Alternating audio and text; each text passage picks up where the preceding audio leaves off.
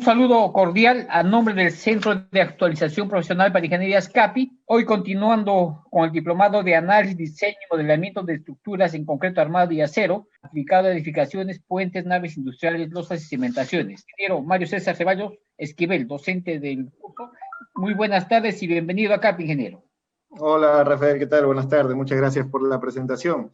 Vamos a continuar con el módulo de análisis y diseño de estructuras de edificaciones aplicando el ITAPS según el Reglamento Nacional de Edificaciones, ¿no?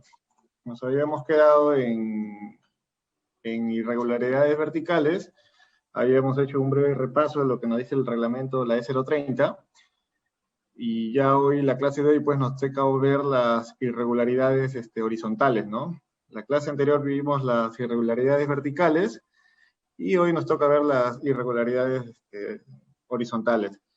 Antes de explicarles esta clase, vamos a hacer un pequeño repaso del qué nos dice la norma acerca de las irregularidades en planta, ¿no? La E030, la última, la que se publicó, me parece que hay una del 2018.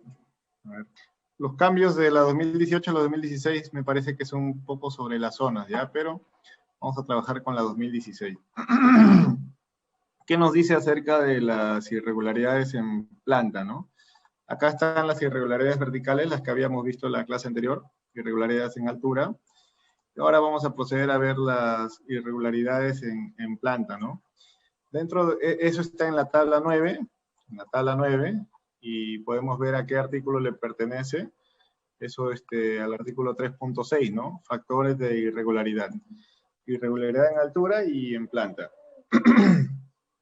Para ello, la primera irregularidad en planta que tenemos es la irregularidad torsional. Vamos a explicar cómo es que se calcula esta irregularidad torsional con el programa ITAPS, ¿no? También existe una irregularidad torsional extrema, ¿no?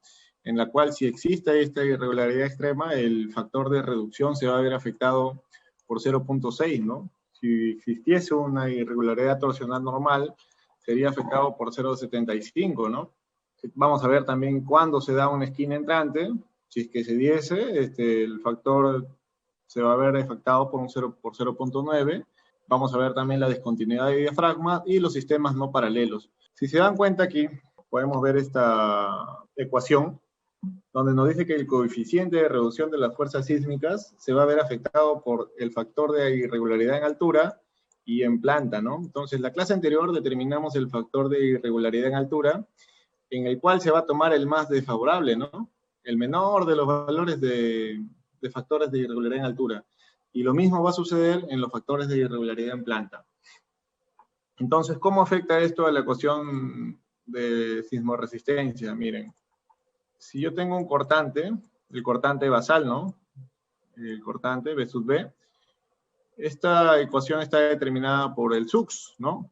Habremos escuchado el SUX entre R, ¿no? R, sí, nada más. Y todo esto está en fracción de la aceleración de la gravedad, ¿no? Entonces, si se dan cuenta, si nos damos cuenta, toda esta ecuación de acá, el SUX, en unidades de la aceleración de la gravedad, va a estar en función a un R. Este R va a estar determinado de la siguiente manera, ¿no? Entonces, si este valor de irregularidad en planta o el vertical, me parece que en la clase anterior irregularidad en altura fue determinado como 1, ahí no hay problema, pero ¿qué tal si en irregularidad en planta existiese una irregularidad extrema, ¿no? Una irregularidad extrema torsional. Este factor, el menor de toda esa tabla sería 0.6, ¿no? Y al ser 0.6, este R en muros estructurales que tenemos es 6, ¿no? Entonces, el multiplicado 6 por 1 por 0.6, esto sería igual a 3.6, ¿verdad? A ver si no me equivoco.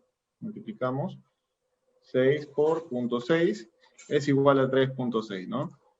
A 3.6. Entonces, ¿qué pasaría? Nuestro R ya no sería 6, sino sería 3.6, ¿no? 3.6. ¿Y a qué quiero concluir con esto? Si esto es 3.6, o sea, antes era 6, Y si existe una irregularidad en planta extrema con 0.6, el factor R va a ser 3.6, ya no va a ser 6, va a ser 3.6.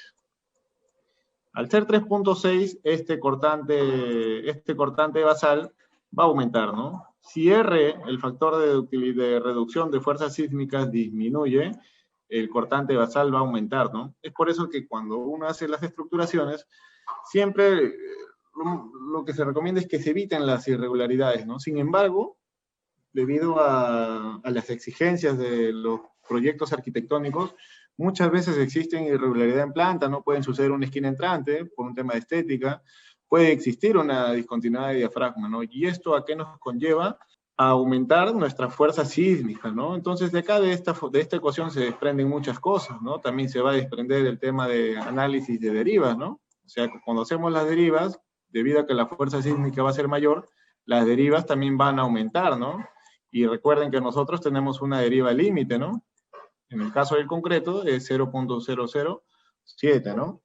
También va a aumentar las fuerzas de diseño. No olvidar que este cortante basal también en la estructura se distribuyen como fuerzas, como los diagramas de fuerza cortante, los diagramas de fuerzas axiales y también los diagramas momentos flectores, ¿no? Entonces, al existir una irregularidad, ya sea en planta o en altura, este R, el factor de reducción sísmica, de fuerza sísmica, va a disminuir.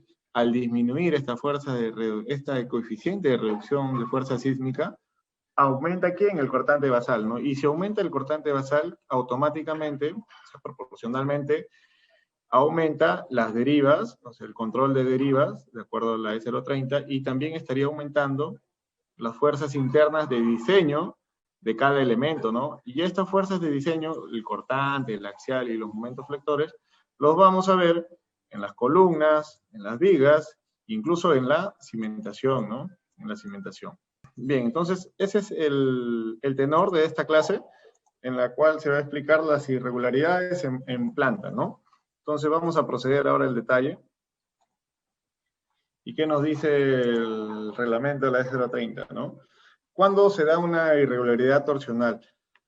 Existe una irregularidad torsional cuando en cualquiera de las direcciones de análisis el máximo desplazamiento relativo entre pisos en un extremo, en esta dirección, calculado incluyendo la excentricidad accidental, es mayor que 1.3 veces el desplazamiento relativo promedio de los extremos del mismo entrepiso para la misma condición de carga.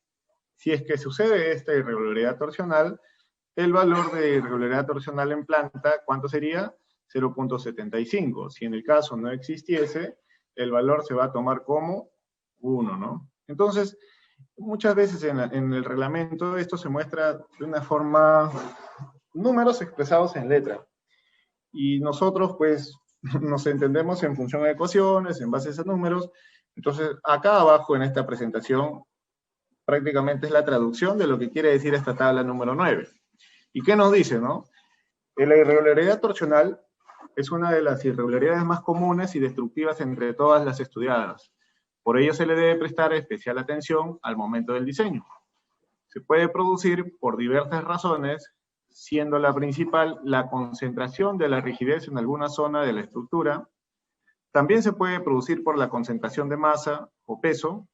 Esto quiere decir la concentración de masa o peso cuando tenemos las escaleras, ¿no? Entonces, la recomendación es que cuando modelen su edificio es que sí, efectivamente, se modelen las escaleras. En este caso, por un tema de practicidad, no se ha modelado la escalera, pero acá está el ducto, donde se podría modelar la escalera y podríamos tener importantes irregularidades torsionales en esta zona, ¿no? Bueno, ¿qué más nos dice? También se puede producir la concentración de masa o peso, provocando que el centro de masa y el centro de rigidez se encuentren lo suficientemente distanciados como para generar la rotación en los pisos al ser sometidos a fuerzas laterales. Los criterios para el análisis de irregularidad torsional solo se aplican para edificios con diafragmas rígidos y cumplan la siguiente condición. Recuerden que en las primeras clases vimos el tema de diafragmas rígidos, diafragmas flexibles y semiflexibles, donde concluimos pues que el diafragma de nuestra estructura era rígido, ¿no? Entonces, incluso se diseñó la galleta con cuantía mínima y cumplía los requisitos para hacer un diafragma rígido. Ahora, acá está la ecuación, pues. Acá está la ecuación. ¿Qué nos quiere decir esto?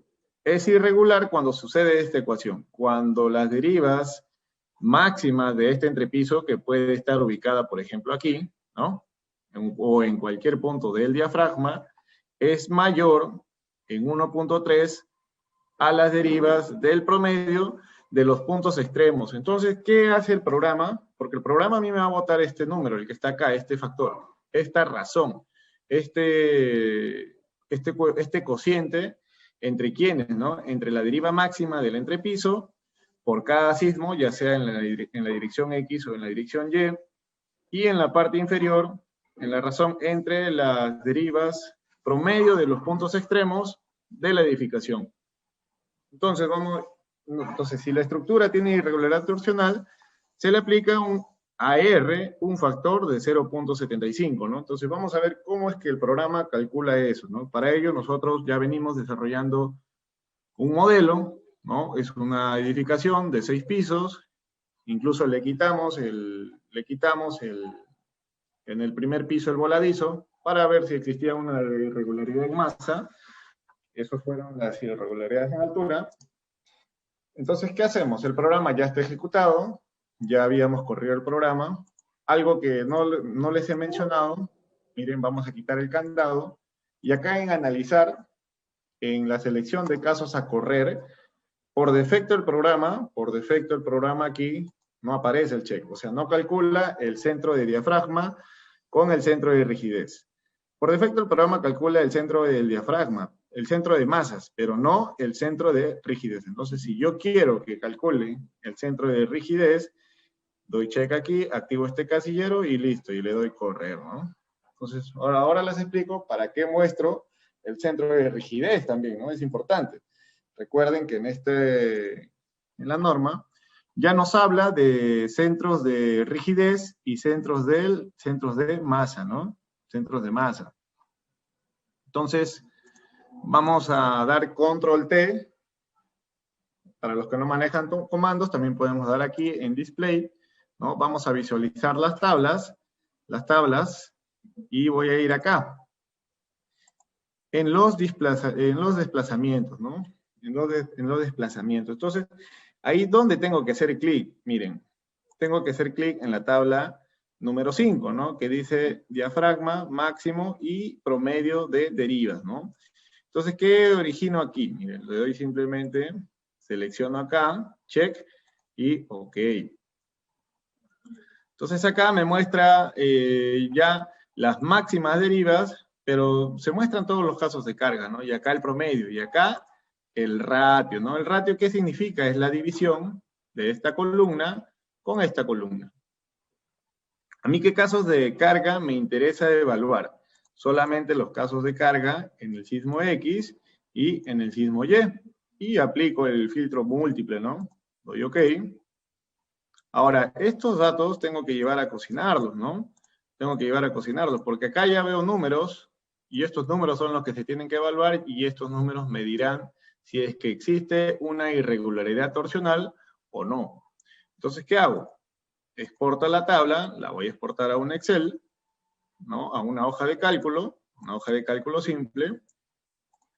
Para ello yo tengo acá una hoja de cálculo que he preparado para ustedes, la cual se las voy a pasar ahorita por el chat. Por el chat se les voy a alcanzar, igual luego se la paso a Rafael para que les haga llegar esta hoja de cálculo, ¿no? Entonces, ahí les acabo de adjuntar esta hoja de cálculo y las irregularidades horizontales, también el PDF para que vean las dimensiones en planta de la edificación que estamos trabajando, ¿ya? Entonces, esta es la tabla que acabo de exportar del programa ITAPS. Esta es la que acabo de exportar, ¿no? Entonces, abro mi hoja de cálculo, las que les acabo de pasar, ¿no? Abro la hoja de cálculo y me voy a ubicar en esta primera tabla, ¿no? La primera tabla, como título, tiene irregularidad torsional. Y el orden que tiene esta tabla es el mismo de los valores que arroja el programa ITAPS en la versión 2018. Entonces, por acá yo puedo ver que están los casos de carga de sismo en X y por acá los casos de carga de sismo en Y.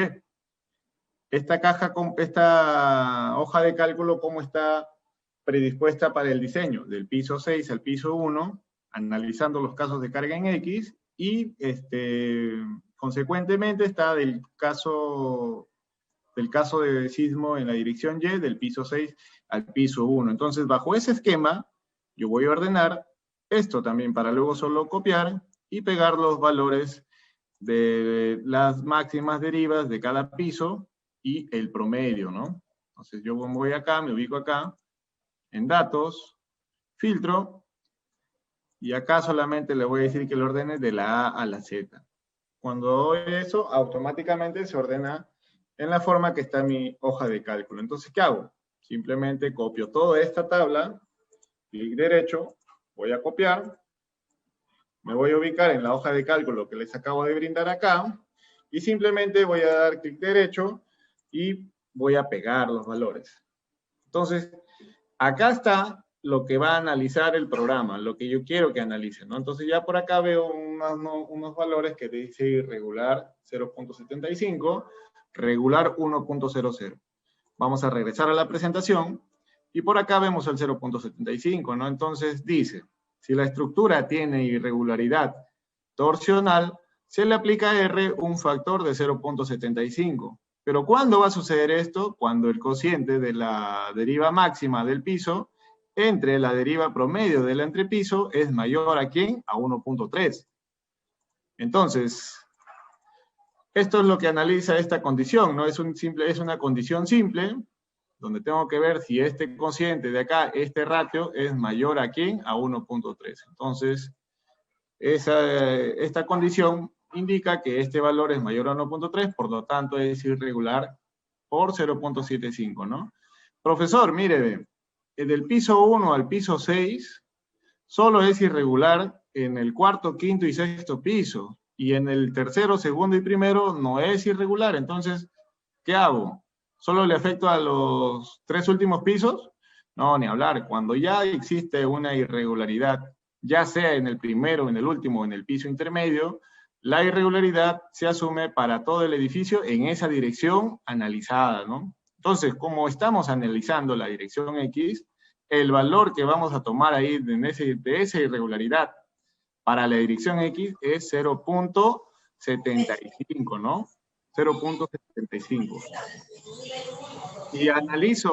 Si analizo la dirección Y, voy a analizar la dirección Y del piso 6 al piso 1, puedo observar que el cociente, el ratio, que es la máxima deriva del entrepiso entre la deriva promedio del entrepiso, ¿no?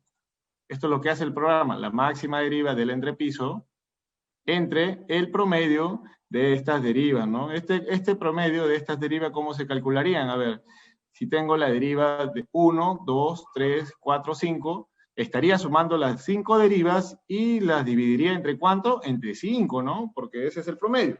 Si fueran 6, lo dividiría entre 6.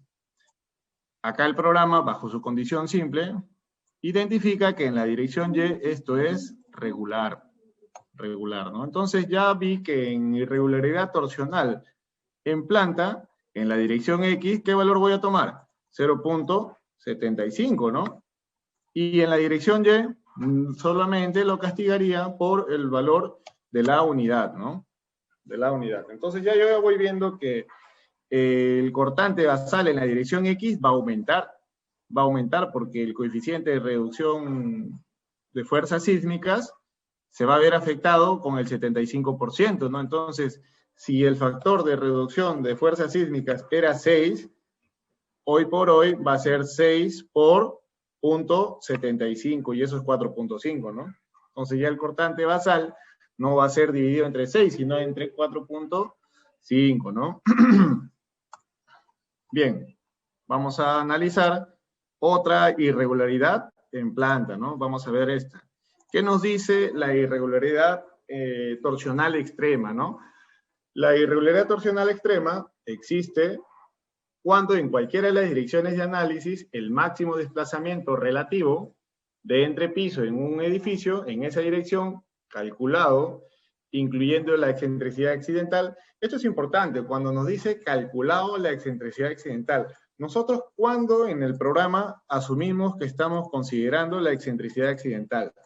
Miren, cuando ustedes definieron las cargas, el caso de carga de sismo en X y en Y, de acuerdo al análisis estático, se dan cuenta, miren, la dirección y la excentricidad, ¿no? Y la excentricidad considerada la agregamos acá, y es el 5%, ¿no? Es la excentricidad que nos da el Reglamento Nacional de Edificaciones en la E030. Entonces, es ahí donde nosotros consideramos la excentricidad accidental en el programa, ¿no?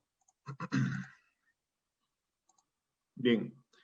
Ahora, la irregularidad torsional extrema, la forma de cálculo es similar a la irregularidad torsional, a la simple.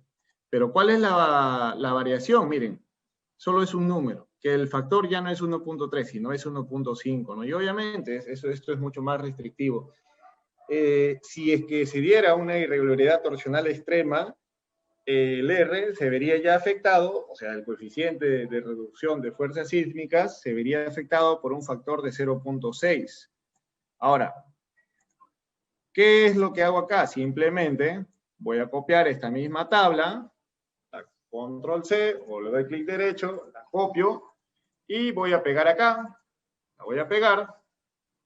Entonces ya acá ya no analizo si es mayor a 1.3. Tendría que analizar si es mayor a 1.5, ¿no? Entonces ninguno de estos valores es mayor a 1.5. Es por eso que acá detecta que no es mayor a 1.5, por lo tanto sale regular con el valor a 1.00, ¿no?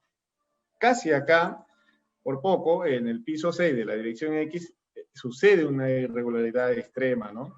Casi sucede. Ahora, si nosotros reducimos los decimales, vemos que esto es 1.4, ¿no? En el caso de acá existirá un poco de criterio, ya si yo veo que el valor se está acercando a 1.5, el criterio del ingeniero estructural no se resume en fórmulas, ¿no?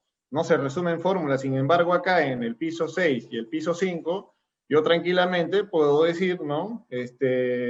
Tomando un criterio, siendo conservador, puedo decir que esto es 0.6 y 0.6, ¿no? Sin embargo, por un tema académico, y lo que nos dicen e indican los números, esto no es mayor a 1.5, por lo tanto, el factor de irregularidad en planta, según una irregularidad torsional extrema, va a ser 1, ¿no? En todos los casos, miren, se cumple que en todos los casos, ¿no? Entonces, estoy haciendo un poco acelerado esto para luego pasar al diseño de placas, ¿no? Para pasar al diseño de placas. Igual, si es que tienen alguna consulta, por favor, pueden participar dentro de la clase. Bien, vamos a explicar la irregularidad por esquinas entrantes, ¿no? ¿Qué nos dice las irregularidades por esquinas entrantes? Dice, la estructura se califica como irregular cuando tiene esquinas entrantes cuyas dimensiones en ambas direcciones son mayores que 20% de la correspondiente dimensión total en planta. ¿Cómo se cocina esto? A ver, vamos a ver cómo se trasladaría a una ecuación. Y nos dice, existe irregularidad de esquina entrante cuando las longitudes de la esquina entrante en ambas direcciones es mayor a ¿qué? Al 20% de la dimensión total correspondiente en planta. Es decir, acá para nuestra edificación lo colocamos acá. Acá tenemos, por ejemplo, una esquina entrante, ¿no? Acá también, pero estas dimensiones son menores que las de acá, así que el caso que vamos a analizar va a ser esta esquina entrante, ¿no?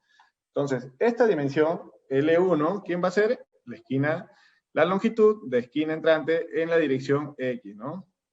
Y este L total va a ser el LX, o sea, esta dirección total, ¿no? Si esta longitud de esta esquina es mayor al 20% de la longitud total, existiría una irregularidad por esquina entrante en la dirección X. Y en la dirección Y, la longitud más larga, ¿no? De mayor magnitud en la dirección Y, vendría a ser acá, L1. Si esto es mayor que el 20% de la longitud total en la dirección Y, estaríamos diciendo también que existiría una irregularidad por esquina entrante, ¿no?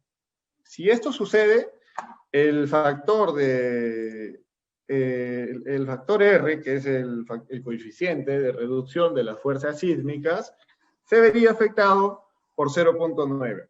Aquí yo quiero entrar un poco de lógica. Miren, voy a abrir acá, esta tabla, ¿no? Las irregularidades en planta.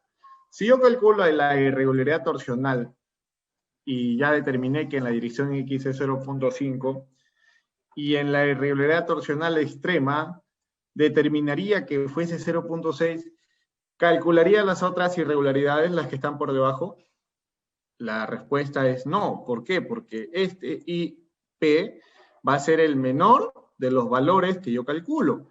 Entonces, si yo determino que existe o que existiese una irregularidad torsional extrema, el menor valor o el valor más desfavorable es el de acá, ¿no? 0.6.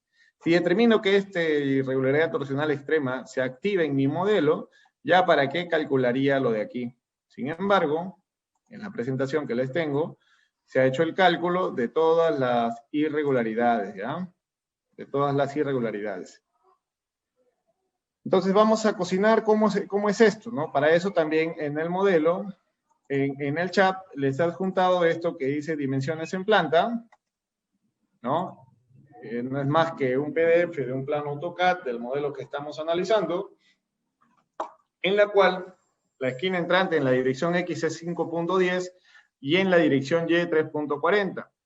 La dirección total en la dirección X es 7.90 y en la dirección Y es 17.45. Si nosotros ingresamos al Excel, ¿no? Tenemos acá una tabla de irregularidad por esquina entrante. Vemos que la longitud de la esquina entrante es 5.1, ¿no? Podemos verificar acá, 5.1. Este es el valor que estoy registrando. La longitud total en la dirección X es 7.9, ¿no? 7.9. Voy a cerrar esta tabla que ya no me está siendo útil. Abro la tabla de acá.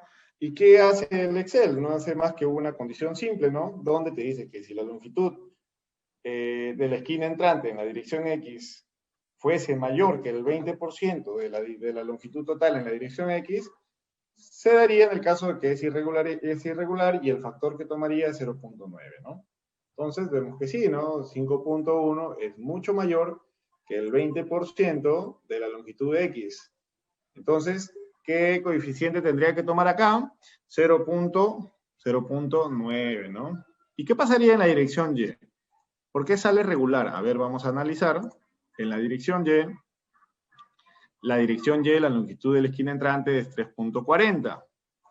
3.40 es la longitud que registro acá. Y la longitud total en Y sería 17.45, ¿no? Si yo calculo el 20% de 17.45 es 3.49. Entonces, la longitud de la esquina entrante en Y es 3.40. Efectivamente, no es mayor a 3.49, por lo tanto es regular y se consideraría el factor 1, ¿no? Entonces acá el coeficiente de reducción sísmica se vería afectado en la dirección X, ¿no? Vamos a colocar acá, dirección XX, y acá, dirección YY, ¿no? Lo puedo colocar en negrita para resaltar. Ok. Bien, hasta ahí, si es que existe alguna duda, pueden consultar. Vamos a pasar al análisis de la última irregularidad en planta, donde nos dice discontinuidad del diafragma, ¿no? Cuando sucede una discontinuidad del diafragma, esta se genera cuando en un nivel se tiene un diafragma con un área de abertura mayor al 50% del área total del diafragma. Esto influye grandemente en la rigidez total del sistema, provocando también la irregularidad de masa. Si esto existiese, el factor de irregularidad que tendría que aplicar al coeficiente de reducción de fuerza sísmica sería 0.85, ¿no? ¿Y cómo se cocina esta ecuación? Miren, no es más que el área del ducto más grande que puedan tener en su edificación, dividida entre el área total techada, ¿no? Entonces eso, hoy por hoy, rápidamente, se puede hacer en el programa AutoCAD, ¿no? Donde cuento con el área total techada y el área del ducto más grande, ¿no? Entonces, les puedo enseñar un comando, AA, ¿no? Le dan espacio, otra vez espacio, y cliquean acá y automáticamente arroja el área, que es 8.62. Quiero ver el área total techada, sería 116.94. Y estos valores son los que registro acá, ¿no? Entonces, volvemos a la presentación y registra el valor del 50% del área total de la edificación. Entonces, yo voy a calcular el 50% del área total de mi edificación. ¿Y qué me dice la condición? Si es que el área del ducto, ¿no?, fuese mayor al 50% del área total, si existiese una irregularidad en planta por discontinuidad de diafragma, y sería 0.85, pero dado que esta condición no se da, el factor sería 1, ¿no? Y quedaría como una estructura regular. Ahora bien, vamos a ver cómo esto se va a traducir a nuestro modelo estructural, ¿no? Vamos a abrir las irregularidades en planta que habíamos explicado en la clase anterior, ¿no? Las abro las dos en paralelo, ¿no? Las abro las dos en paralelo y voy a ir, vamos a ver. Incluso puedo juntar las dos hojas de cálculo para no generar confusión, ¿no? Me voy acá a mover, las muevo a irregularidades, _master, crear una copia, ¿no? La muevo al final. A ver.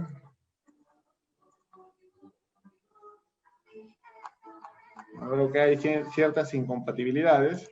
Entonces vamos a hacer el análisis por separado. ¿Qué les parece? ¿Ya? Vamos a identificar en irregularidad en planta. Podemos colocar acá, ¿no? Irregular factor, el IA, y acá, perdón, el IP en la dirección X.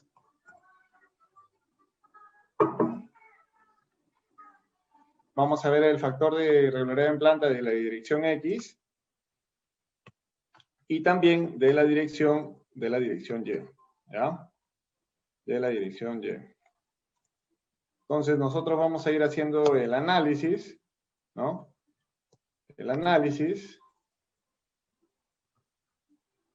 En la irregularidad torsional, en la dirección X, sí existe, por lo tanto, podemos incluso colocar esto acá, ¿no? Irregularidad torsional, la otra que es la irregularidad torsional extrema, la otra vendría a ser irregularidad por esquinas entrantes, la otra es irregularidad por discontinuidad de diafragma, y no tengo más, ¿no? Entonces,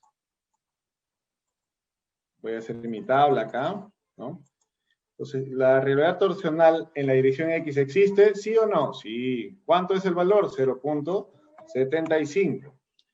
¿En la dirección Y existe o no? En la dirección Y no existe, así que esto es 1. En la irregularidad torsional extrema, en ambas direcciones, es regular, por lo tanto acá es 1 y acá es 1. En las esquinas entrantes, a ver qué sucedió aquí, en las esquinas entrantes, en la dirección X, es irregular, pero en la Y es regular. Entonces acá es 0.9 y acá es el valor de 1. Irregularidad por discontinuidad de diafragma es 1 en, bueno, esto aplica para ambas direcciones, porque ya estaríamos evaluando áreas. Entonces voy a hacer el análisis acá. Esto va a ser 1, esto va a ser 1. Ahora, ¿cómo es que calculo la irregularidad en planta en ambas direcciones? Simplemente tendría que colocar esta condición, el mínimo. ¿El mínimo de quién? De toda esta matriz, ¿no? De toda esta matriz. Y lo doy OK, copio la misma y sería así. Entonces, para la dirección X, el valor sería 0.75 porque sí existe una irregularidad torsional, mientras que para la dirección Y todo fue regular, ¿no? Todo fue regular. Bien, esto fue lo que sucedió en resumen de los factores de irregularidad en planta o horizontales, ¿no? Nos falta hacer el resumen de quién, de las irregularidades verticales, ¿no? De las verticales, ¿no? Nosotros no habíamos extraído los valores, el resumen, ¿no? Entonces, ¿cómo puedo hacer el resumen? Miren, acá estaba el factor de irregularidad de rigidez, ¿no? Irregularidad de rigidez, y este era el factor de irregularidad de rigidez extrema, ¿no? Entonces, ¿cómo voy a ir registrando acá? Miren, voy a copiar esta misma tabla, ¿no? Voy a copiar esta misma tabla, aquí, la traigo por acá. El primero, ¿cuál sería? Irregularidad de rigidez, ¿no? Simplemente copio, pego. La otra sería irregularidad de rigidez extrema, ¿no? Irregularidad de rigidez extrema. La otra es irregularidad de resistencia, ¿no? Para copiar el mismo formato. La otra sería irregularidad de masa o peso, ¿no? Irregularidad de masa o peso. La otra es irregularidad geométrica vertical. La otra es discontinuidad de los sistemas resistentes. Y bien, vamos a hacer el análisis aquí.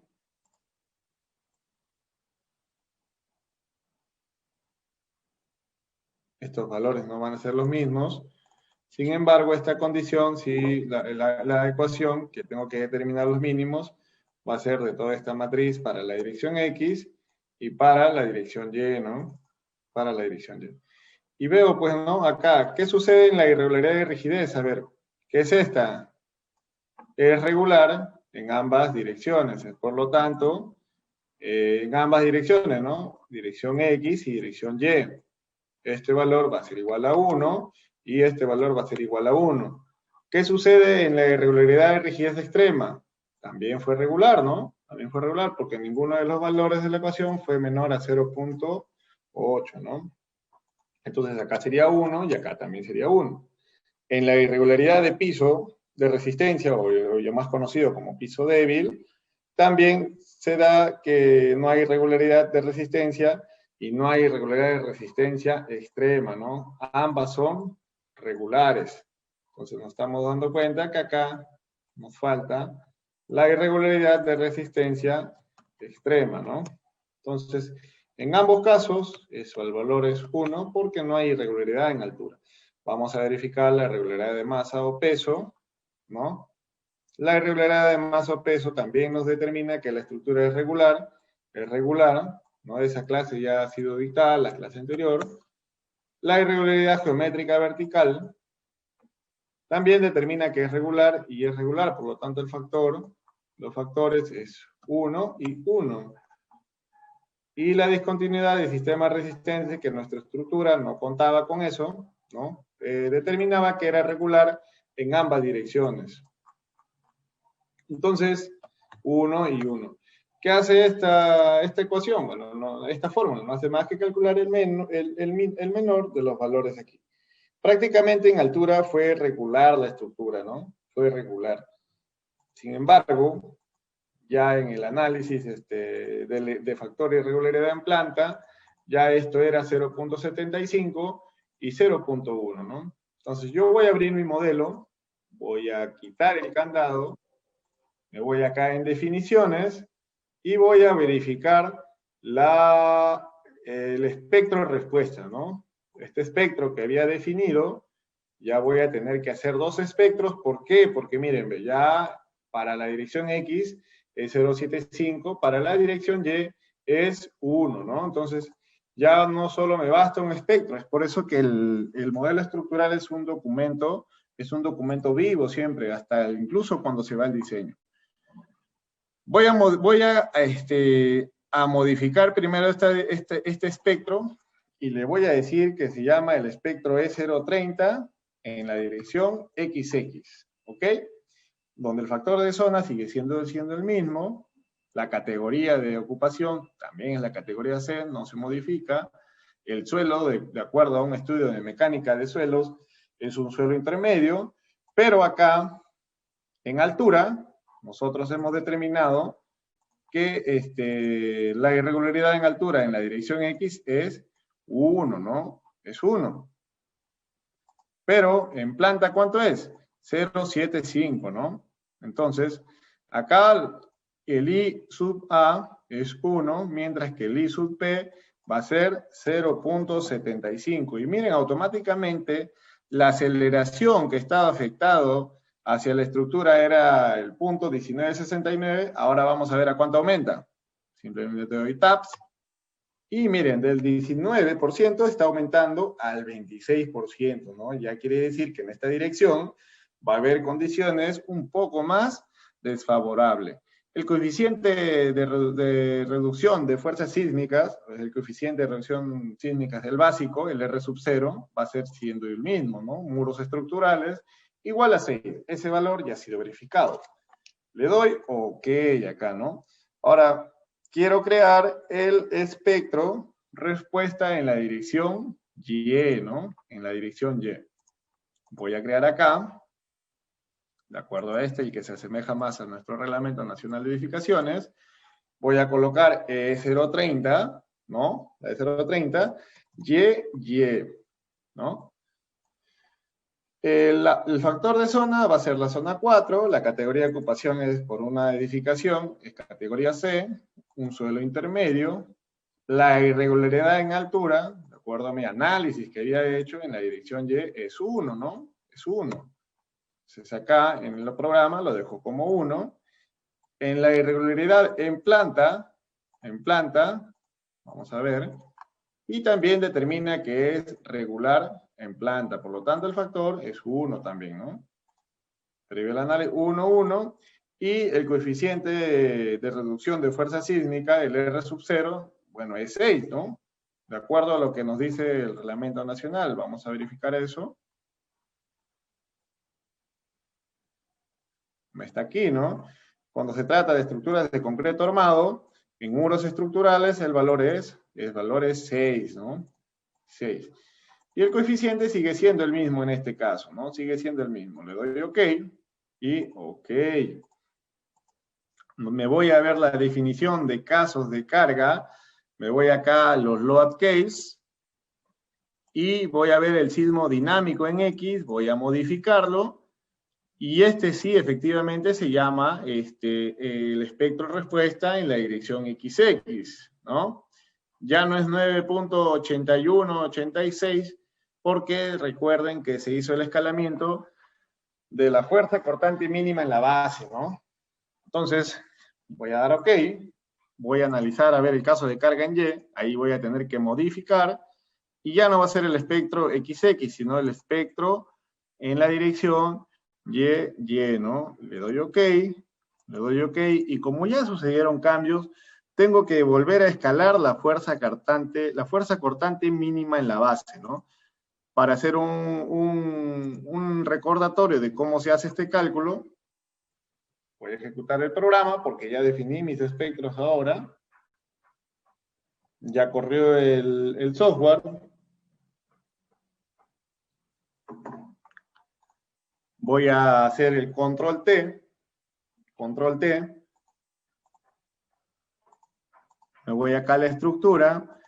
En información acá de la edificación, me voy acá en fuerzas por entrepiso y le voy a dar OK. Para eso yo ya voy a cerrar mi hoja de irregularidades horizontales, también las irregularidades verticales, ¿no? Cierro ambas. Voy a cerrar ya esta presentación de irregularidades en planta y en altura. Y voy a abrir la hoja de cálculo de la fuerza cortante mínima, ¿no? ¿Eso en qué hoja de cálculo está? Está acá, me parece que en diseño sismorresistente, es una hoja que ustedes cuentan, y nos vamos al cortante basal, ¿no? Vamos a ver que quizás se sucede un cambio con estos factores. Voy aquí, solamente quiero ver en el piso 1, qué caso de carga, el caso de carga, el dinámico y el estático, ¿no? El dinámico y el estático. Voy a aplicar. Si se dan cuenta, también quien se vería afectado, nos falta modificar el caso de carga de sismo estático, ¿no? Mientras que este S sub X ya no es este valor, ¿no? Va a ser mucho mayor. ¿Cuánto es? Vamos a sacarlo de nuestro espectro, Ahí es el valor 0.2625, ¿no? 0.2625. Voy a modificar acá, punto 26, 25, ¿no? Y en la dirección Y, me parece que se mantiene, de este valor debe ser 0.19, me parece, a ver. 0.1969, ¿no? 0.1969.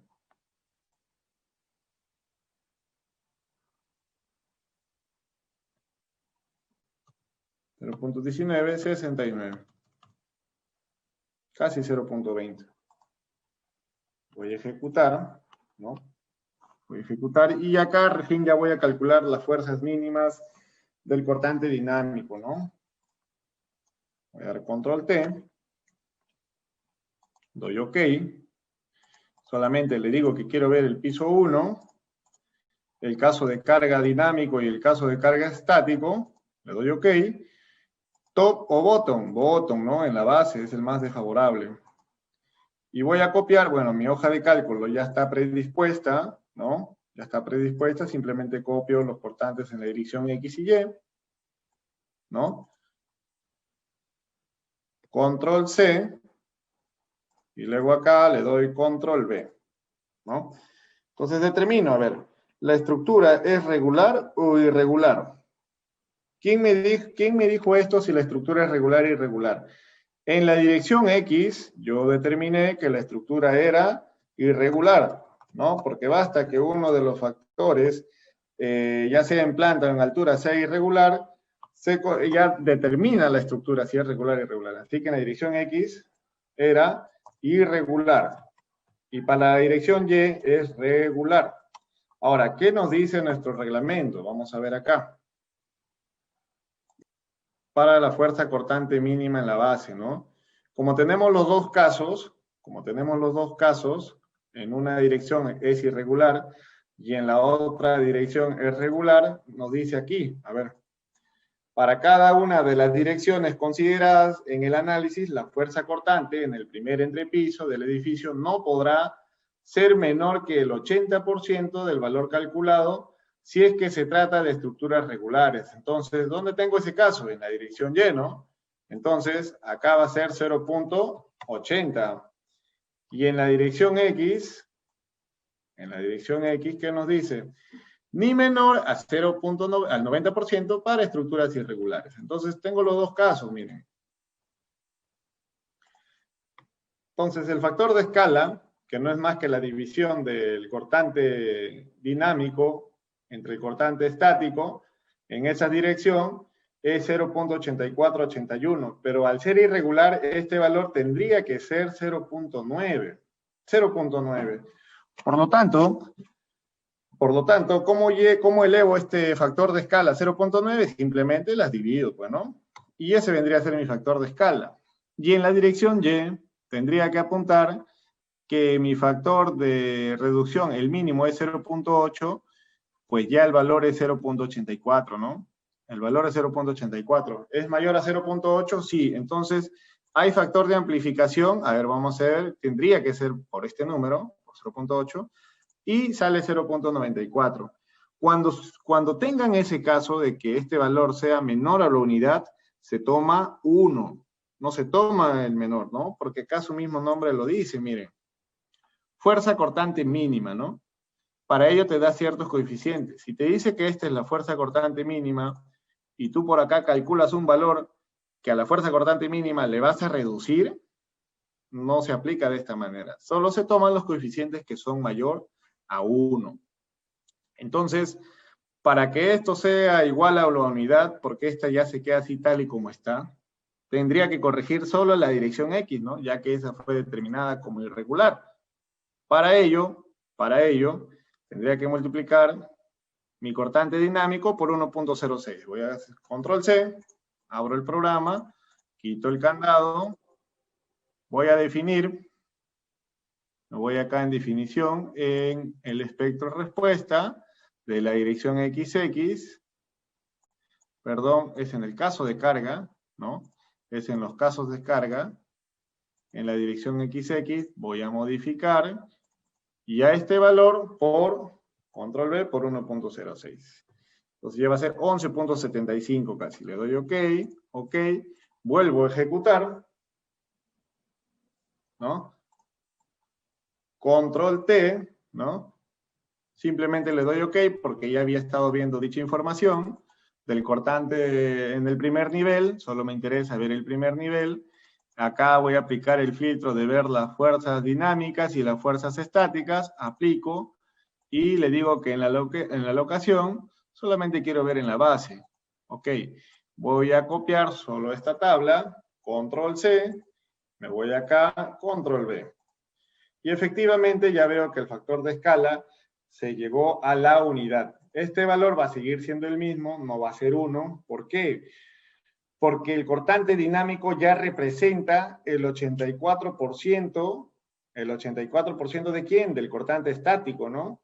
Entonces, ¿qué me dice la norma? Que como mínimo, en el caso de estructuras regulares, la fuerza cortante dinámica debería representar el 80% de lo que está calculado en el numeral 4.5, que no es más que el cortante estático, ¿no?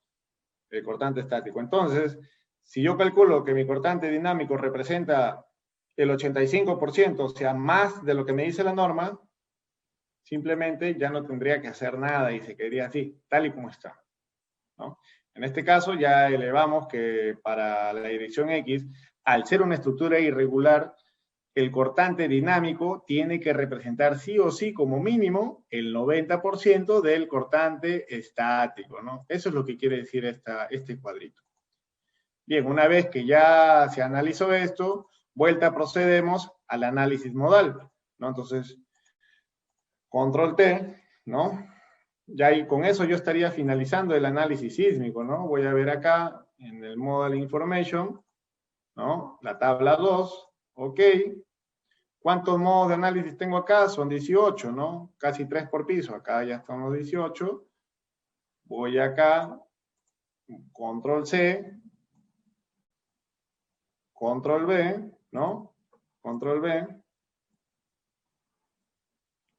Y llego que pues en la combinación modal, en el modo 18, ya se logra el 100%, ¿no? Vamos a ver en qué modos eran los suficientes. Miren, a ver, en la dirección X, llegó al más del 90%, lo que nos dice nuestra norma, casi en el modo 4, ¿no? En el modo 4 ya en la dirección X ya no era necesario que se hagan modos del 5 al 18. Pero ¿qué pasa en la dirección Y? A ver, ¿cuándo encuentra la máxima, más del 90%? Es en el modo 6, ¿no? En el modo 6. Sin embargo, casi al 100%, ya debido al avance de estas computadoras, de los programas, y contamos con computadoras sofisticadas, podemos lograr que la concentración de masas del análisis modal, que no es más que el cálculo de la máxima respuesta de la estructura ante una solicitación sísmica, ya sea al 100%, ¿no? Entonces, como que es el colchón del análisis dinámico. Si estos dos no llegan al 100% o a la unidad, no estaría arrojando datos correctos del análisis dinámico. Entonces, tengan mucho cuidado si al hacer un análisis dinámico solo colocan 3 modos y pueden ver que ahí llegan al 77 y 75%. Pero, ¿qué nos dice la norma, no? A ver, vamos a leer la norma del análisis modal. Mira, ¿qué es lo que te dice acá? Los modos de vibración podrán determinarse por un procedimiento de análisis que considera apropiadamente las características de rigidez y distribución de masas. En cada dirección se considerarán aquellos modos cuya vibración, o sea, cuya suma de masas efectivas sea por lo menos el 90% de la masa total. Pero deberá tomarse en cuenta por lo menos los 3 primeros modos predominantes de la dirección de análisis. Entonces, anteriormente había esas limitaciones, ¿no? No habían computadoras sofisticadas en la cual solo hacían 3, a lo mucho 3 modos de vibración. Por eso que anteriormente solo hacían los análisis estáticos, ¿no? Los análisis dinámicos eran muy tediosos, pero hoy en día los programas ya cuentan con esa ventaja competitiva en el mercado. Lo que sí faltaría es que el ingeniero estructural sepa usarla nada más, ¿no? Entonces, ¿cómo interpretas toda esta tabla en el programa? Es mediante este cuadro que te arroja, ¿no? Entonces, aquí está el análisis. Ya en el modo 4, ya encontré más del 90% de la masa total en la dirección Y. No fue en el modo 4, fue en el modo 6. Entonces, tranquilamente, si deseo que mi computadora trabaje menos, puedo seleccionar solo 6 modos de vibración, ¿no? Pero ¿qué nos cuesta? O sea, colocar 3 modos de vibración por piso y casi llegamos ya a la unidad al 100%, ¿no? Casi llegamos al 100%. Bien, ¿cómo sería en el análisis de las derivas? A ver, vamos a ver la dirección X, ¿no? Por la dirección X ya está casi al límite, ¿no? Este valor, bueno, era 6, ¿no? Por ser muros estructurales. Vamos a ver qué sucede con estas derivas al momento de haber amplificado la cortante basal, ¿no? Vamos a ver acá en display, vamos a ver las derivas, las máximas derivas del entrepiso. ¿De quién? Del sismo en X, ¿no? Y vamos a ver acá, solamente voy a copiar estas derivas que están acá, ¿no? De la dirección X. Copio esto, control C, y las llevo acá a mi tabla, ¿no?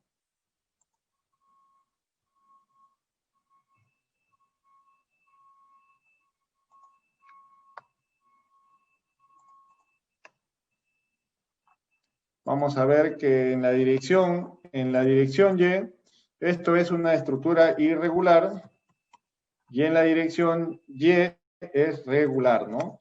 Entonces, vamos a ver también, esto es un documento, sigue siendo un documento vivo, ¿y qué nos dice para el cálculo de las derivas, no? A ver, por acá está. ¿Qué nos dice, no? Para estructuras regulares, los desplazamientos laterales se calcularán multiplicando por 0,75, ¿no? Los resultados sostenidos del análisis lineal. Y para estructuras irregulares, se calcularán multiplicando por R. Esto ha sufrido una modificación. En el reglamento, el de acá que tenemos es del 2016. Voy a buscar el del 2018 porque ahí la modificación que sufren es que para estructuras irregulares se multiplicaría no por R, sino por el 0,85, y para estructuras regulares es por el 0,75, ¿no? Entonces acá hay una actualización. Voy a buscar luego la norma del 2018, porque en el tratamiento de resultados,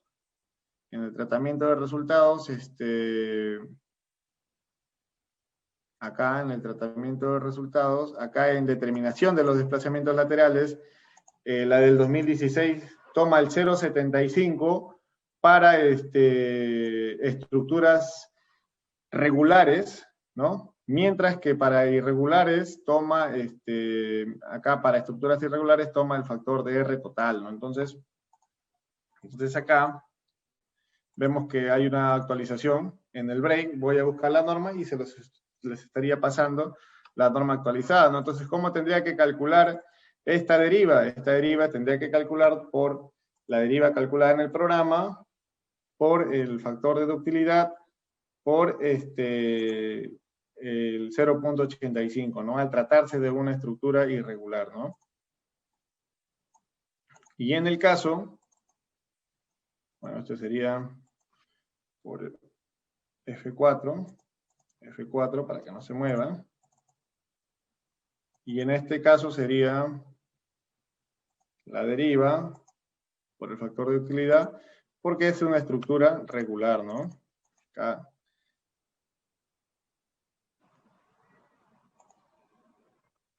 F4.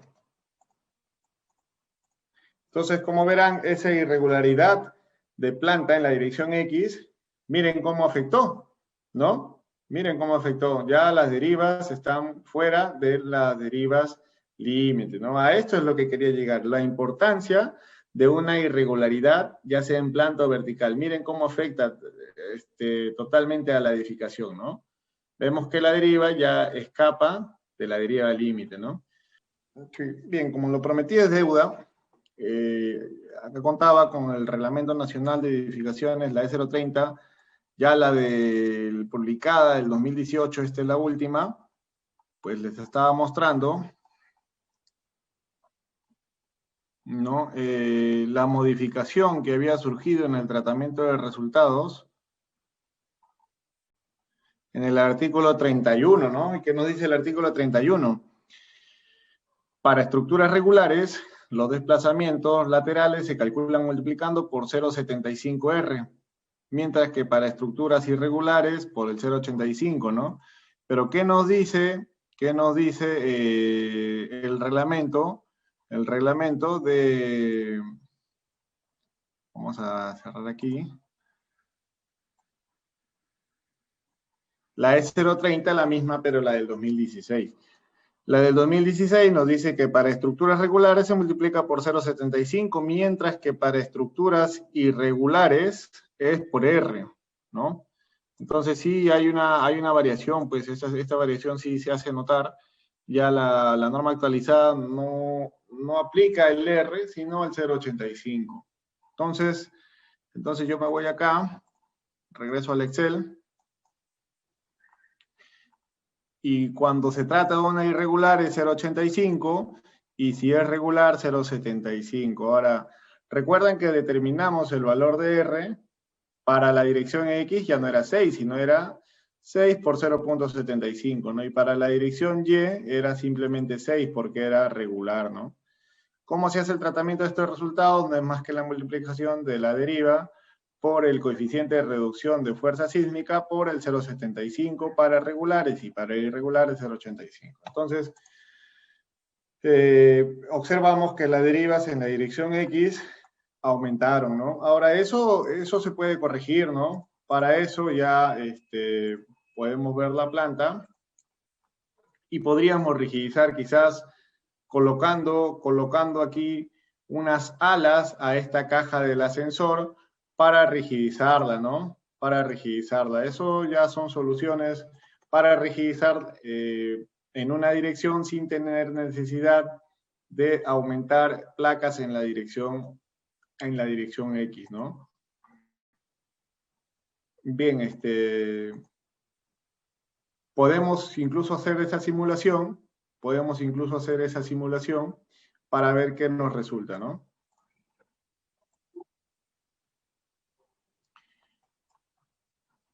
Voy a decir que voy a graficar en todos los pisos y voy a dibujar una placa, ¿no? Una placa que tenga una longitud, ¿no? Que tenga una longitud. Le voy a decir una longitud L de punto 50, ¿no? Punto 50. Doy clic acá.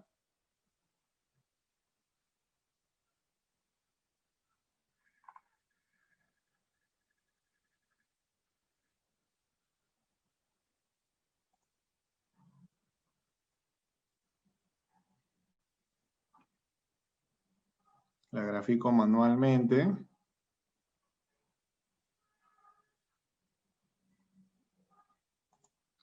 Otra opción es que pueda hacer esto y replico el nudo a menos punto 5, ¿no? Menos punto 5 y estaría dibujando la placa de aquí hasta este nudo. Ya tengo los puntos 50, tendría que replicar este nudo también, replico, menos 0.50, y estaría dibujando en todos los pisos, ¿no? Tal y como dice acá, en todos los pisos, ¿no? Acá en todos los pisos, la misma placa, ¿no? Entonces, voy a dibujar acá la misma placa en todos los pisos. Entonces, si me voy en la imagen 3D, roto el edificio, y ya tengo discretizado el edificio. Ahora, pues, es cierto, ¿no? Nos falta colocar la restricción en la base. Al ser unas estructuras de concreto armado, estaría considerando empotradas, ¿no? Voy a ejecutar el software.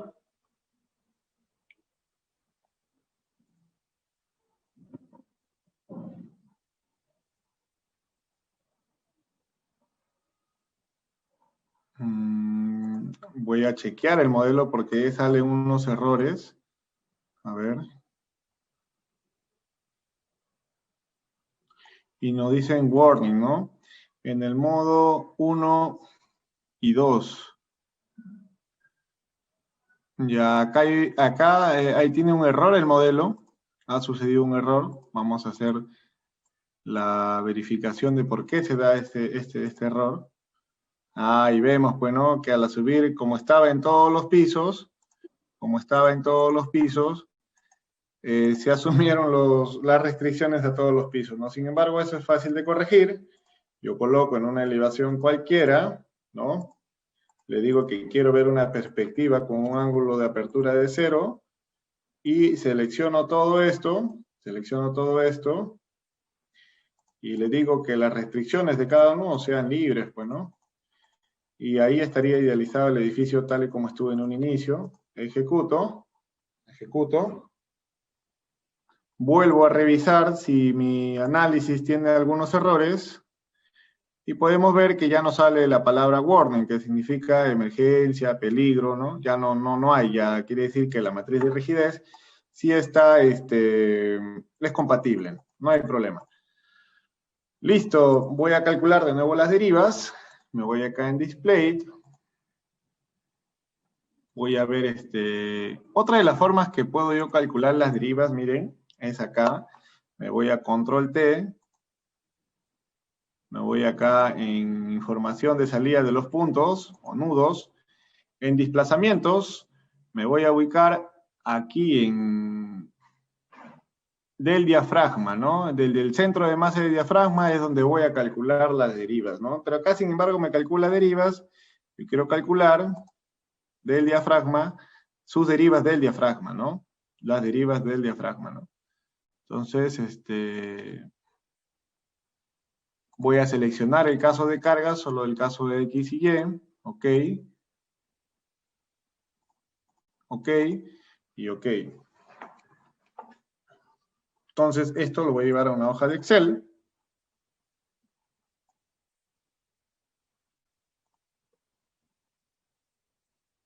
Voy a tratar de ordenar estos datos, ¿no? Le coloco un filtro, le digo que quiero ordenar de esta manera.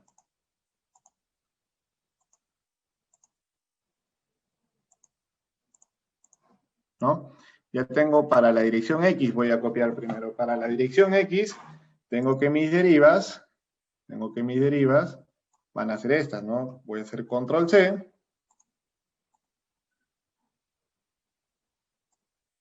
Cierro esta hoja de cálculo.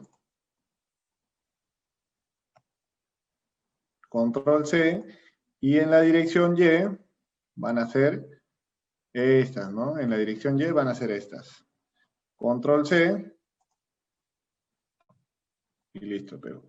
Entonces, miren la importancia de haber creado un cajoncito, ¿no? Si bien es cierto, ya no agregué más placas en la dirección X, simplemente con encajonar esta placa aquí, o sea, hacer una rigidización de esta placa en la dirección X, porque antes no tenía alas rígidas, ¿no? Ahora sí. Perdón, alas arrastradas, ahora sí las tiene. Entonces, el arrastrar una ala aumenta significativamente la rigidez de la edificación, ¿no? Entonces, ahora ya las derivas se están cumpliendo, ¿no? Lo que les acabo de enseñar es una forma de rigidizar las edificaciones. En este caso encontramos una haciendo el arrastramiento de una ala de las placas, ¿no? De una ala de las placas. Entonces, si yo creo esta alita de 50 centímetros en ambos lados, estaría rigidizando la edificación, ¿no? Podemos analizar incluso el primer modo, cómo es que se comporta, ¿no? Y tranquilamente se desplazan en la dirección X, lo cual es un buen indicador, que los primeros modos sean translacionales, ¿no? Eso indica una estructuración correcta, ¿no? Vamos a ver el modo 2. Vemos que es una traslación en la dirección Y con una ligera rotación y podemos observar el modo 3, que también es una traslación en Y con rotación. Ya los siguientes modos ya van a ser incluso algo extraños, ¿no? Podemos verlo en 3 dimensiones, son desplazamientos algo extraños. ¿Por qué? Porque el análisis modal se va analizando por cada nivel, ¿no? Y así sucesivamente. Es por eso el comportamiento extraño del análisis modal. ¿Ya? Bien, hasta ahí la estructuración ya cumplió con el análisis sísmico, ¿no? Con el peso sísmico, el cortante basal mínimo para estructura irregular e irregular. El análisis modal llegó a encontrarse más del 90%, tal y como nos dice el reglamento. Las derivas, si llegaron a ser mínimas, que la deriva máxima, ¿no? De acuerdo a este gráfico, el tipo de estructura que se había determinado era para ambas direcciones, muros estructurales. Entonces yo voy a cerrar automáticamente esto y ya cumplí hasta aquí con el análisis sísmico de la estructura.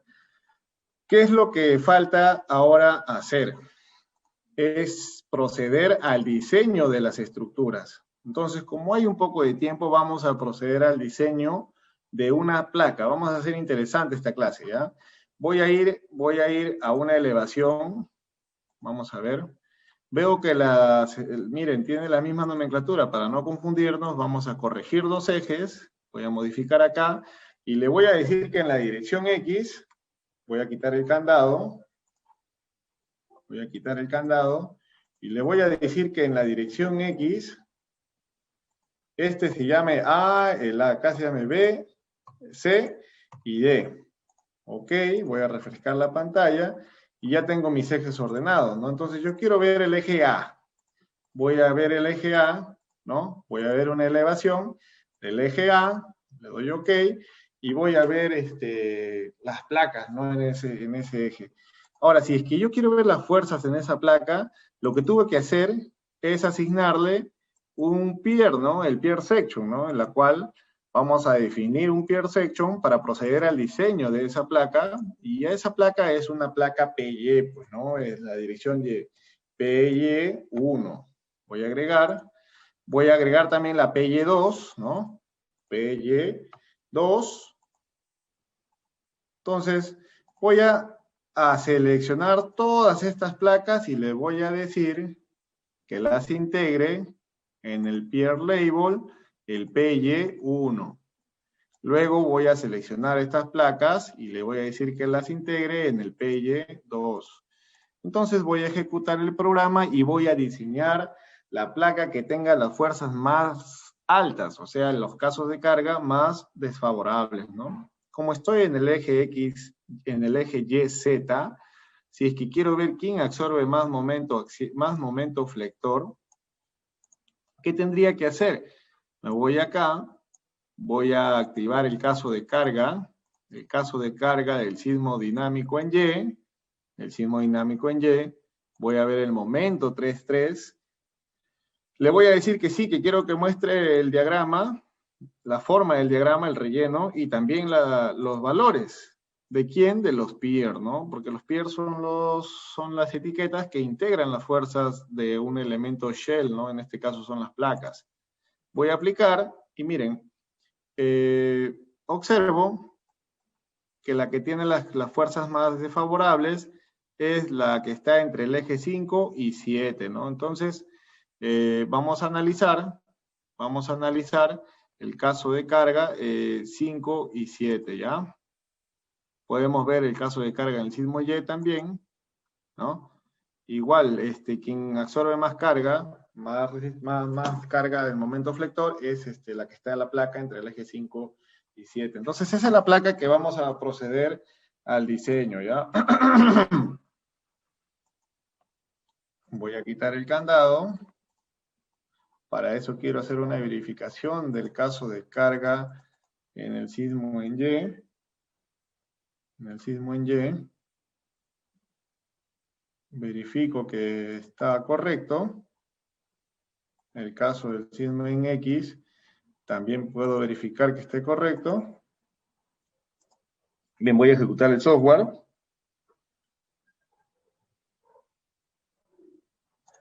Voy a visualizar el caso de carga dinámico. Entonces la placa que vamos a analizar va a ser esta placa, ¿ya? Esta es la placa que nosotros vamos a analizar. Podemos incluso ver también, ya no de los piers, sino también de los elementos frame, ¿no? De los elementos frame. Y efectivamente, pues, ¿no? En las vigas se ven el efecto de unas mariposas de ida y vuelta, ¿no? Unas mariposas de ida y vuelta, ¿no? Podemos ver, no hemos definido nuestras combinaciones de carga. Parece que no, vamos a revisar.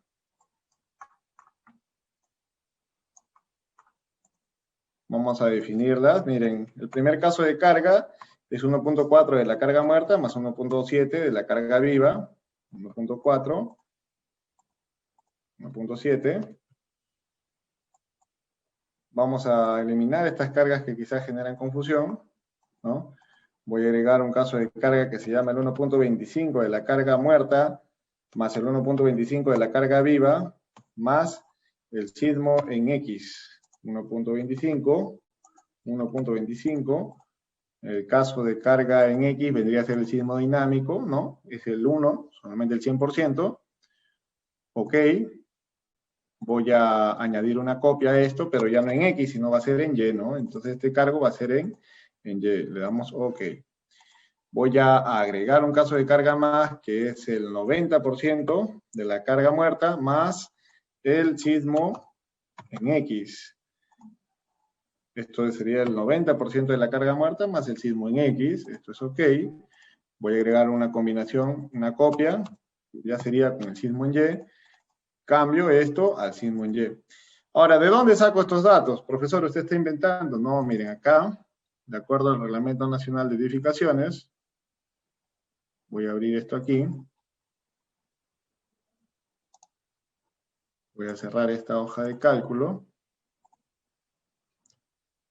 Y miren, acá está, ¿no?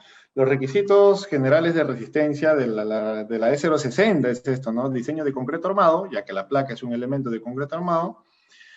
Las combinaciones son las siguientes: 1.4 de la carga muerta más 1.7 de la carga viva. Y para el tema, cuando considera sismo, 1.25 de la muerta y viva más el caso de sismo, y el 90% de la carga muerta más el caso de sismo.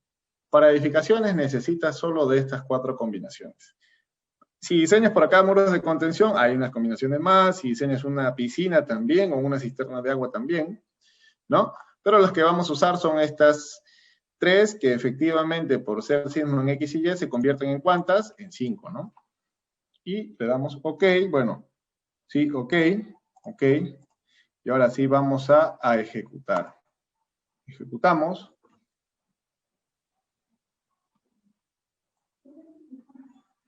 Vamos a abrir nuestra hoja de cálculo de diseño de placas, ¿no? Diseño de placas o muros estructurales.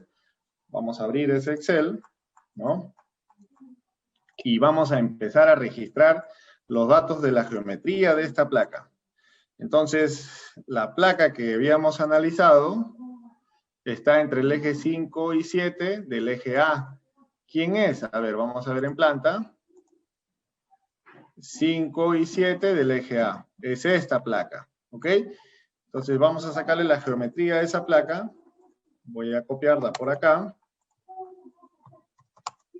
Voy a medir el, bueno, vamos a activar esta. El largo de esta placa es 4.05 y el espesor del alma es 0.20, ¿ya? Entonces el espesor de alma es 20 centímetros, el largo de esa placa es 4.05, o sea, 405 centímetros. La altura la podemos sacar del piso 6, y la altura acá, si yo selecciono este punto, es 18.4. Esto acá sería más 18.4 por 100, ¿no? Que son centímetros. La resistencia al concreto de esta placa que voy a usar, el que desea encarecer su proyecto coloca 280, pero vamos a analizar con 210, ¿no? Entonces, el área bruta de la placa sería la longitud de la placa, por 20 centímetros del espesor, ¿ya? El factor R de esta placa es, bueno, en esta dirección sería el valor de 6, ¿no? Se considera 3 para el diseño, si no me equivoco, a ver si es que se han venido leyendo.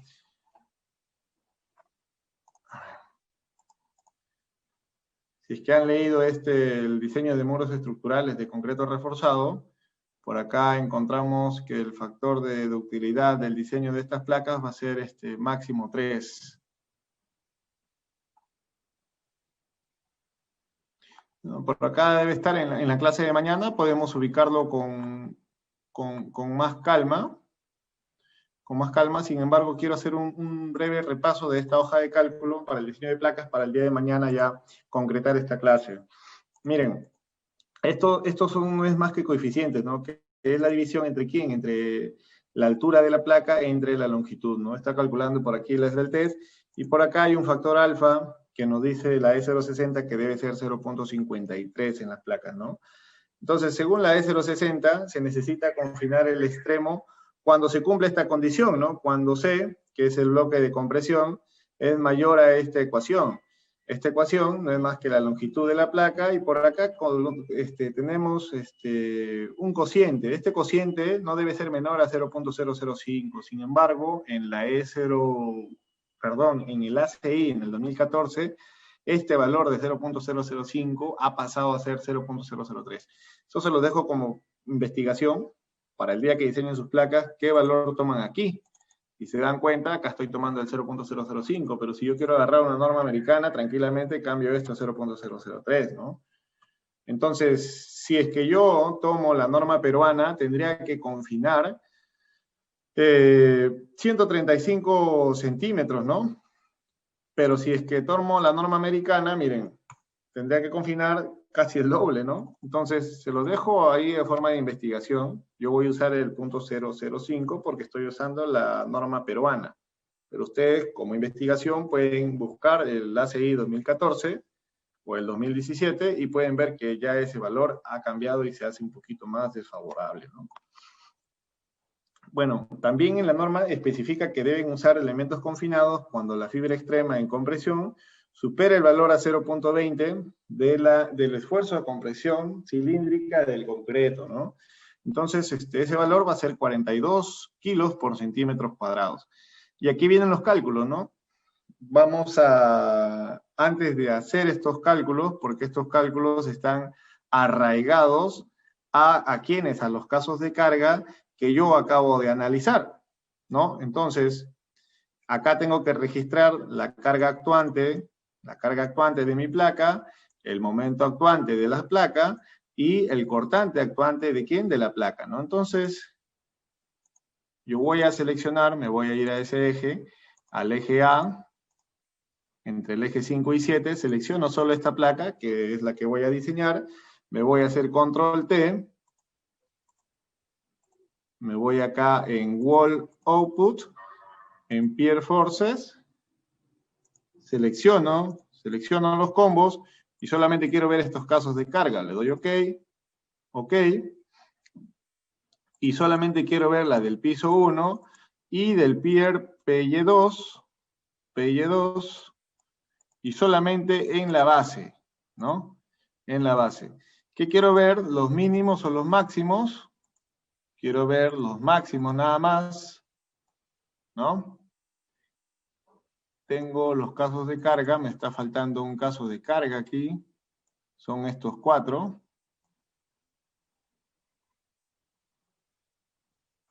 A ver.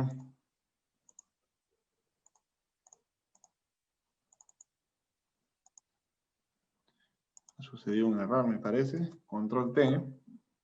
Selecciono los casos de estos 5 casos de carga. Ok. Solamente quiero ver estos casos de carga, estos 5 casos de carga. Ok.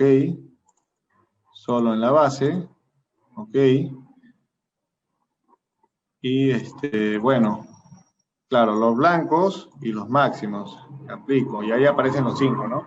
Voy a verificar que esté en el mismo orden. A ver, 1, 4, XY, XY. Vamos a ver acá cómo está el Excel. Sí, 1, 4, XY, XY. ¿Ya? Bueno, esto es en la dirección, vendría a ser en la dirección Y nada más, sino con el caso de carga más y el caso de carga menos, ¿no? Entonces, acá podríamos colocar máximo y mínimo, ¿no? Pero solamente del caso de carga Y, muerte y viva, y listo. Estos son los que debo tomar. Voy a copiar estos valores, ¿no? Estos valores, las cargas axiales de mis cargas, y las voy a pegar aquí. Lógicamente estos valores, vamos a cambiarle el signo, que todos sean positivos. Les recomiendo que esto sea manual, porque cuando a veces hacen las hojas muy automatizadas, se les puede ir ciertas cosas, ¿no? Voy ahora a tomar el cortante. El cortante lo tendría que registrar aquí.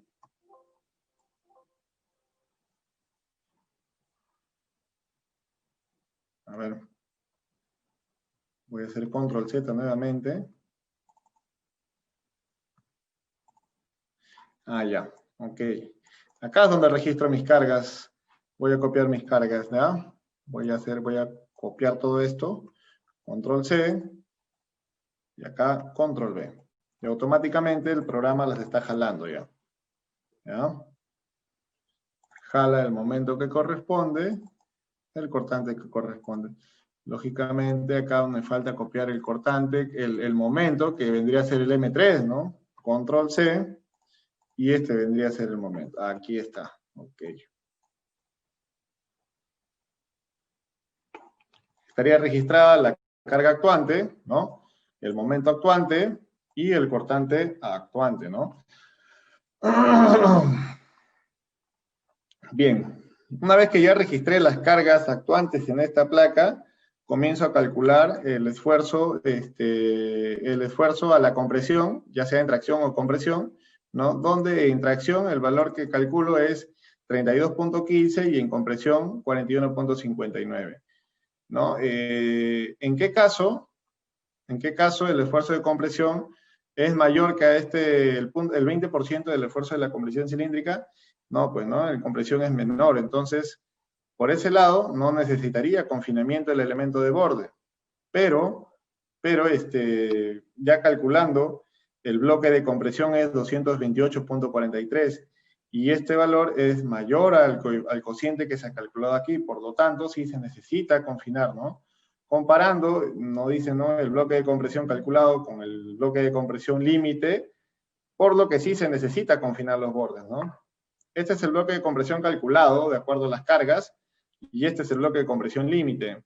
Si este es mayor que este valor, se necesita confinar los bordes, ¿no? En el caso del esfuerzo a la compresión, no se necesitaría confinar los bordes, pero basta que una de las condiciones nos diga que necesita confinarse los bordes, se confinan los bordes. ¿Y cuánto es esa longitud a confinar? Miren, la longitud de la zona de borde que se debe elegir es la mayor de las siguientes, que no es más que el bloque de compresión, el límite, menos el 10% de la longitud de la placa, ¿no? Entonces, la longitud, esa es la primera condición, 94.95. La otra condición es la mitad del bloque de compresión límite. Eso es lo que tendría que confinarse.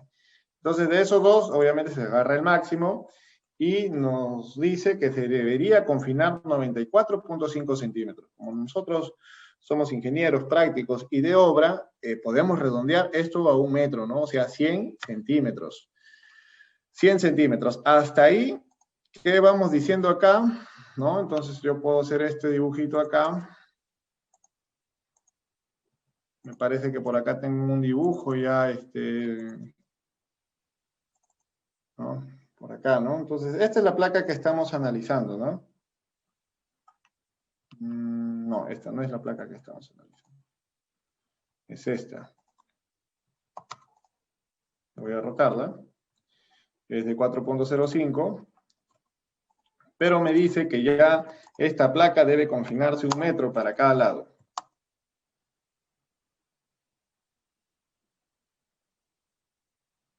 Un metro para cada lado, ¿no? Pero puedo crear una línea acá y la muevo 1 metro. Entonces ya voy conociendo que mi placa tiene una longitud de 405 y que sus elementos de borde van a tener una longitud de 1 metro, ¿no? Una longitud de 1 metro. Así es como voy empezando a diseñar mi placa, ¿ya? Abro la hoja de cálculo ahora nuevamente y esto también es como un documento vivo. ¿Cómo voy calculando el diagrama de iteración? ¿No? ¿Cómo voy calculando el diagrama de iteración? Primero tengo que delimitar el elemento de borde, ¿no? El elemento de borde tiene un ancho de 20, una longitud, un largo de 100 centímetros. Para eso, calculo una cuantía mínima de ese elemento de borde, le digo que es una columna, ¿no? Que sería el 1% por el ancho de la placa por el elemento de borde, que es 100 centímetros, y tengo que es 20 centímetros cuadrados. Entonces yo acá puedo hacer combinaciones de acero, ¿no? Puedo hacer combinaciones de acero, ¿no? Entonces, por diseño e inflexión se estima un acero preliminar de 9.8 centímetros cuadrados en cada extremo, ¿no?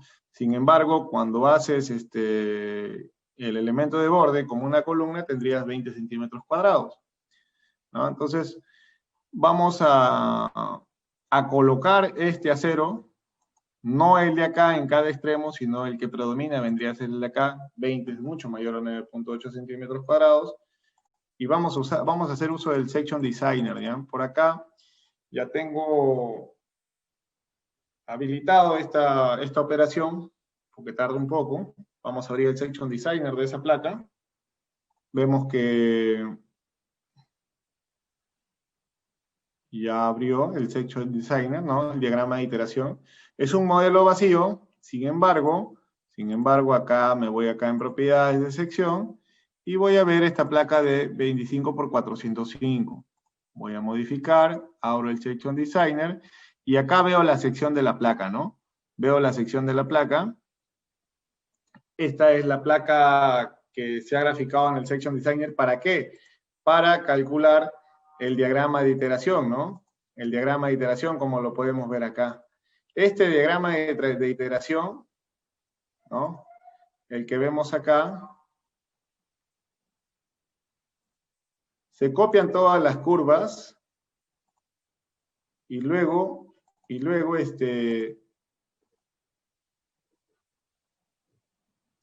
se pegan acá las curvas que tengo que analizar. ¿Para qué? Para luego crear el diagrama de iteración, ¿no? Este diagrama de iteración ya está importado de este Section Designer. Mañana domingo, en la clase siguiente, les voy a enseñar cómo es que se exporta, qué curvas son las que se exportan para hacer la verificación del diseño de esta placa, ¿no? En este caso, como verán, debido a las cargas actuantes del sismo, ya había importado el Section Designer acá, el diagrama de iteración. Entonces, el primer diseño de iteración, hasta ahí, el programa es número 1. Calcula el diagrama de iteración muy bien y te hace el diseño por flexocompresión, el que vemos aquí. De aquí para abajo, ya el programa no puede hacer eso, no lo calcula. Eso es manual. Entonces, este cálculo sí es manual. Esto es lo que mañana les quiero explicar.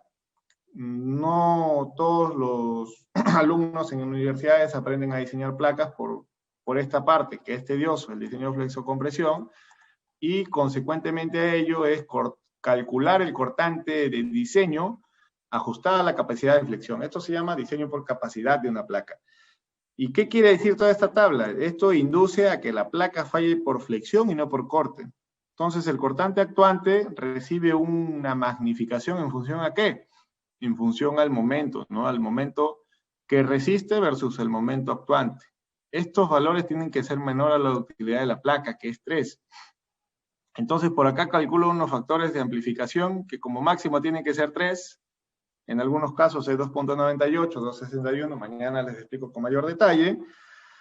Y estaría calculando el cortante actuante, miren acá, si el programa me calcula que el cortante actuante es 2.64, el cortante magnificado ya no es 2.64, es 7.91. Para el caso de sismo, miren, uno de los más desfavorables puede ser el caso de sismo 2, ¿no? Miren, 25.73. Sin embargo, este cortante pasó a ser 77.2. Esto el programa no lo calcula. Esto se llama diseño por capacidad de placas, con lo que tú aseguras, como ingeniero estructural, que las placas fallen por flexión y no por corte, ¿no? Y acá hay una serie de combinación, una serie de criterios y ecuaciones en las que hay que cumplir, y terminaría en un diseño por corte. Bien, de aquí hacia abajo, por favor, revisen esa hoja de cálculo, ¿no? Mañana, por favor, quiero que se vengan leyendo este paper, que es diseño especial de muros, ¿no? Por favor, vengan leyendo esto, que mañana vamos a agarrar por lo menos una horita de diseño de estas placas, ¿ya? Entonces, ya entramos al tema del diseño. Mañana esperamos finalizar ya el tema del diseño de toda la estructura, finalizando diseño de vigas y diseño de columnas, porque el diseño de losas ya se había explicado en una clase anterior, ¿no? Los elementos que vamos a diseñar ahora son elementos sísmicos, ¿no? Que son las placas, las columnas y las vigas. Bien, alumnos, esto es todo por hoy. Cualquier duda, igual me pueden hacer una consulta al correo o por medio de Rafael por el WhatsApp. Ingeniero, disculpe, ¿el Section Designer también nos va a enseñar mañana? O sea, cómo... Claro, claro. Acá en realidad lo había tenido, pues ya en una clase anterior lo había hecho, pero esto toma su tiempo. En realidad, crear este Section Designer me tomaría una media horita, 20 minutos. Yo mañana sí les explico cómo es que se modela este Section Designer y nada, pues, o sea, ahora ya no me da el tiempo, ¿no? No me da el tiempo ahora, es por eso que solo les he mostrado, pero mañana ya les explico cómo es que se modela este Section Designer, no se preocupen. Bien, ingeniero, Correcto, ingeniero. perdón, disculpe, Sí, una no te última. preocupes, adelante. Sí, adelante. En el caso de la escalera, por ejemplo, en este caso que no estamos modelando, lo que yo tengo entendido, o sea, yo a la universidad no he llevado diseño de placas, por eso no, lo máximo que digamos fue columnas, creo. Eh, Ujú. entonces, lo que sí lo que sí llevé fue en albañilería y sé que la escalera le proporciona una cantidad de peso hacia el muro. En este caso estaría apoyado en una de las placas, ¿no? ¿Se toma en cuenta Mm, ese peso en el momento del diseño acá? no, como es un caso académico, no he modelado la escalera, sin embargo, gracias por tu consulta. Cuando ya nos toca un diseño profesional, en la cual tengo un edificio de 5, 6 o ya sea 3 pisos, obviamente las escaleras sí se tienen que modelar. ¿Por qué? Porque aportan cierta rigidez y cierta masa a la estructura, ¿no? Entonces, es por ello de que en la clase de hoy, temprano, en las irregularidades, no pues teníamos las irregularidades horizontales, en las cuales pues, puedes tener una irregularidad torsional solo por esa placa. Entonces, hasta incluso puedes tener una irregularidad torsional extrema tan solo por esa placa. Entonces, acá ahorita hemos determinado que es regular, ¿no? Pero ¿qué tal si sale irregular? Ya el coeficiente sísmico se vería afectado y tendrías que de nuevo volver a hacer un rediseño, ¿no? Esto, como les explico, es un caso académico, sin embargo, las consultas están abiertas para un diseño profesional, ¿no? Muy buena tu consulta, en realidad sí se debe modelar las escaleras y considerar las irregularidades torsional, ya sea la extrema o la normal. Claro, Muy bien, ingeniero.